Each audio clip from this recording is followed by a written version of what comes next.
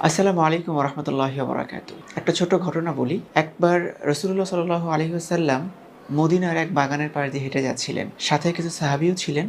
হঠাৎ রাসূল থমকে গিয়েছেন এবং রাসূল বললেন যে, "এই কবরের বাসিন্দারা অতিরিক্ত কষ্টে আছে। কিন্তু আশ্চর্যের ব্যাপার হচ্ছে তারা খুব সামান্য কারণে কষ্ট পাচ্ছে।" তখন সাহাবীরা জিজ্ঞেস করলেন যে, "কি এমন কারণে তারা এত বেশি কষ্ট পাচ্ছে?" রাসূল বললেন, "তারা প্রস্রাব করে পবিত্রতা অর্জন করত না এবং একজনের কথা অন্যজনকে লাগাতো।"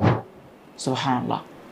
এটা খুব সূক্ষ্ম একটা ব্যাপার এবং আমরা এটাতে অলসতা অথবা মজার ছলে আমরা এই দুটি কাজ করে থাকি। কিন্তু এটার জন্য যে কবরে কত বড় একটা শাস্তি আমাদের হবে এবং শুধুমাত্র শাস্তির ব্যাপারটাও না, ইহকালীন জীবনে আমাদের কিন্তু সামাজিকভাবেও আমরা খুব ঘৃণার পাত্র হয়ে যাই যারা জিনিসটা বুঝতে পারে। তাই এই দুটো জিনিস থেকে আমাদের বেঁচে থাকা উচিত।